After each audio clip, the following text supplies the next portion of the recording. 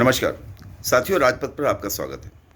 साथियों, आज राजपथ के लिए पहले दिन पहली बार बहुजन समाज पार्टी के प्रदेश अध्यक्ष और जिनकी चर्चा प्रदेश ही नहीं बल्कि देश के हर कोने में इस वक्त हो रही है, उनके संगठन क्षमता की वजह से, मेहनत की वजह से बूथ तक जाने वाला शायद ही किसी भी पॉलिटिकल पार्टी का पहला प्रदेश अध्यक्ष हो। भारतीय जनता पार्टी, जिसके बारे में कहा जाता है कि भारतीय जनता पार्टी संगठन की पार्टी है, भारतीय जनता पार्टी 24/7 राजनीति करती है, उसके भी प्रदेश अध्यक्ष को कभी गांव-गांव बूथ-बूथ जाते हुए नहीं देखा, जिम्मेदारी बांटते हुए देखा गया हुआ।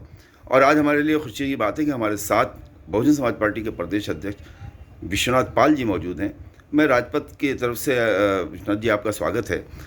मैं आपसे जानना ये चाहूँगा कि प्रदेश अध्यक्ष बनने के बाद इस जो समय है प्रदेश अध्यक्ष जी जो जब से आपको मिली है, उसके बाद से ऐसा क्या हुआ कि आप बूथ तक पहुंच गए, पूरा परिवर्तन आ गया? अभी मैं देख रहा था कहीं किसी बघेल समाज की हत्या हुई, वहाँ पहुंच गए, आप प्रयागराज पहुंच गए, आप तमाम जगहों पे पहुंच जाते हैं। क्या मिशन आपका क्या है, क्या और फिर बहुजन समाज पार्टी में प्रदेश अध्यक्ष को इतने अधिकार, ये कैसे संभव हो गया?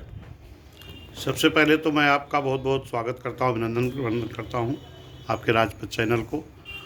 देखिए, जब से माननीय बहन जी ने एक कार्यकर्ता को ये जिम्मेदारी देने का काम किया है, क्योंकि हमारे यहाँ तो नेता मान्य बहन जी हैं, बाकी सब कार्यकर्ता हैं, मैं भी एक कार्यकर्ता हूँ, तभी से मैं लगातार निकल करके मंडल वाइज कार्यक्रम मेरा चला। फिर सेक्टर बूथ का जो गांव चलो अभियान के तहत कार्यक्रम चल रहा है, उस कार्यक्रमों में भी मैं लगातार जा रहा हूँ। और निश्चित है कि जो आज देखने को मिल रहा है कि सर्व समाज के लोग, चाहे हमारे अल्पसंख्यक मुस्लिम समाज के लोग हों, पिछड़े समाज के लोग हों, SC ST समाज के लोग हों, न्याय पसंद ब्राह्मण क्षत्रिय वैश्य समाज के लोग हों, ये सारे लोगों में बड़ा उत्साह देखने को मिल रहा है। और सारे लोगों को एक चीज़ दिखाई पड़ रहा है कि जिस तरीके से भारतीय जनता पार्टी पूरे उत्तर प्रदेश में, पूरे देश में जब आई थी, तो एक इसका मुद्दा था कि महंगाई, लेकिन आज महंगाई चरम सीमा पर है। कोई एक ऐसी वस्तु नहीं जो सस्ती हुई हो, और हर वस्तु 2-3 गुना 4 गुना महंगी हुई है। इस देश की जनता, आम जनता परेशान है, नौजवान परेशान है, छात्र परेशान है, किसान परेशान है, व्यापारी परेशान है। आज सभी लोगों के दिमाग में एक बात आ रही है कि अगर इस देश का कोई संभाल सकता है, कोई चला सकता है, तो एक ही नेता है माननीय बहन जी, और इस देश की एक पार्टी है बहुजन समाज पार्टी। तो इससे बड़ा उत्साह है। आने वाले समय में चाहे नगर पंचायत का, चाहे नगर पालिका का, वार्ड का, पार्षद का चुनाव हो, और चाहे लोकसभा का चुनाव हो, निश्चित है कि बहुजन समाज पार्टी बड़े दल के रूप में आएगी। नहीं तो आपको क्या लगता है कि बहुजन समाज पार्टी कैसे बढ़ जाएगी? तो एक विधायक की पार्टी है, ऐसा क्या अचानक क्या हो गया कि बहुजन समाज पार्टी अचानक चर्चा में आ गई? बसपा के लोग चर्चा करने लगे, आपकी चर्चा करने लगे, मायावती की चर्चा होने लगी कि ये मतलब अचानक ये तब्दीली क्या? अखिलेश यादव की मुस्लिमों के प्रति जो उनका रवैया रहा, उससे आप लोग उत्साहित हैं कि मुसलमान आपकी तरफ जुड़ रहा है, या पिछड़ों के 7-9-11 का जो फार्मूला है उससे अखिलेश यादव का यादव, जाट और कुर्मी नाराज़ हो जाएगा, उससे आप लोग उत्साहित हैं? आप इसके पीछे का मतलब क्या है? देखिए, जब अभी चुनाव 2022 का हुआ था, तो इस चुनाव में एक बहुत बड़ा षड्यंत्र और साजिश हुई थी। ये साजिश षड्यंत्र किसके साथ हुई थी? इस प्रदेश के मुस्लिम अल्पसंख्यक समाज के साथ, पिछड़ा के साथ, SC ST के साथ, और न्याय पसंद ब्राह्मण क्षत्रिय वैश्य के साथ। साजिश क्या हुई थी कि आप लोगों को भी मालूम है कि इस उत्तर प्रदेश में बहुजन समाज पार्टी के पास 10 सांसद हैं, लेकिन समाजवादी पार्टी के पास 5 सांसद है। लेकिन भाजपा के जो प्रचार तंत्र थे, इन्होंने बहुजन समाज पार्टी 10 सांसद वाली पार्टी को डमी दिखाने का काम किया, और 5 सांसद वाली पार्टी को लड़ाई दिखाने का काम किया। बहुजन समाज पार्टी इस देश की राष्ट्रीय पार्टी है, जिसको डमी बताया गया, BJP की B टीम बताया गया, और जिस पार्टी का कोई मतलब नहीं, एक क्षेत्रीय पार्टी को लड़ाई में दिखाया गया।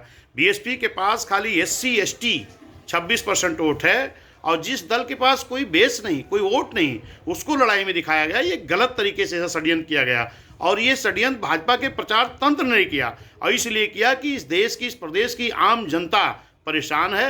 लेकिन खास तौर पर मुस्लिम समाज के लोगों को कुछ ज़्यादा डराया गया, और ये कहा गया कि आप वोट वहाँ करना चाहिए जो लड़ाई में दिखाई पड़ रहा। लड़ाई तो BJP BSP की थी, लेकिन लड़ाई दिखा दिया गया समाजवादी पार्टी को।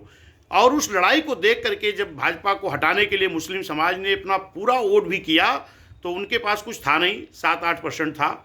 और जब मुस्लिम गया तो 20% मुस्लिम और 8% जो समाजवादी का बेस था 28 हुआ, और मुश्किल से 2-3% माहौल देख करके जो गए, तो 28, 29, 30, 31 पॉइंट कुछ पर समाजवादी रुक गई। लेकिन अगर भाजपा के प्रचार तंत्र के लोग सही तरीके से अगर दिखाए होते, तो उत्तर प्रदेश में बहुजन समाज पार्टी का जो बेस वोट है ये करीब 25-26% है। और अगर हमारा मुस्लिम भाई मेरे साथ आ गया होता, सही रास्ते पर अगर दिखाया गया होता, सही लड़ाई दिखाई गई होती कि लड़ाई बीजेपी और बीएसपी की है, तो निश्चित है मुस्लिम भाई हमारे साथ आता। ये एक षड्यंत्र और साजिश के तहत इस तरह किया गया, तो आज 26% प्लस 20% 46% होता। और जो 52% बैकवर्ड है, बैकवर्ड के लोगों को लगता है कि अगर समाजवादी पार्टी उत्तर प्रदेश में आ गई तो पूरे बैकवर्डों का हिस्सा समाजवादी अकेले एक परिवार को खिला देगी। इसलिए समाजवादी के लोग, जो बैकवर्ड के लोग थे, उन्होंने देखा कि उत्तर प्रदेश में बीएसपी को डमी दिखा दिया गया, समाजवादी को लड़ाई दिखा दिया गया और समाजवादी से उनका नुकसान होने वाला है, तो वो बिना मांगे भाजपा में चले गए, बिना मांगे भाजपा में चले गए। लेकिन आज अगर हमारा एससी एसटी और मुस्लिम समाज एक साथ खड़ा होता है, और निश्चित है जो रुझान हमको मिल रहा है पूरे प्रदेश में, जो हमने दौड़ा किया है, मुस्लिम समाज बड़ी संख्या में बीएसपी के साथ आ रहा है और एससी एसटी हमारा मिला करके ये लगभग 26% एससी एसटी और 46 होता है। और अगर बैकवर्ड समाज का हमारे साथ 25-30% भी आ गया, तो ये निश्चित मान लीजिए कि 76 लगभग 46 और 30 76 होगा। और कुछ न्याय पसंद ब्राह्मण क्षत्रिय वैश्य के लोग आ जाएंगे 2-4%, हम 80 हो जाएंगे। और कुछ माहौल को देख करके आएंगे, लगभग हम 84-85 पहुँचेंगे। और अगर 50% भी वोट पड़ा तो 42-43% बहुजन समाज पार्टी का वोट होगा।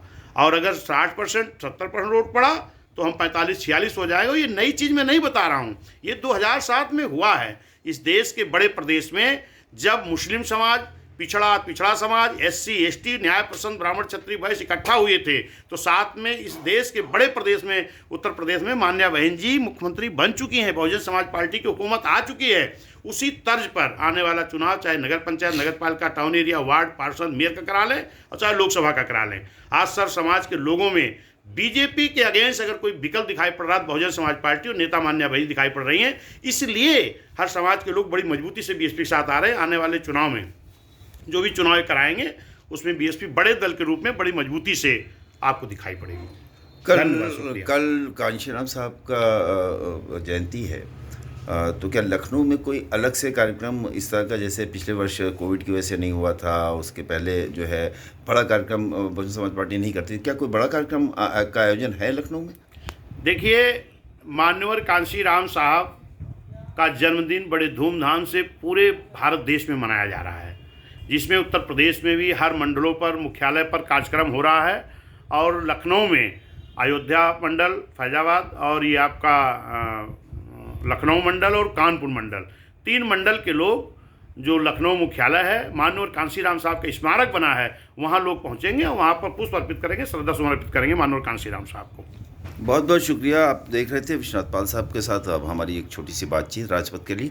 साथियों, राजपथ चैनल को लाइक कीजिए, सब्सक्राइब कीजिए, बेल आइकन ज़रूर दबाइएगा और इस बातचीत को आप ज़्यादा से ज़्यादा शेयर करें, ज़्यादा लोगों तक। धन्यवाद।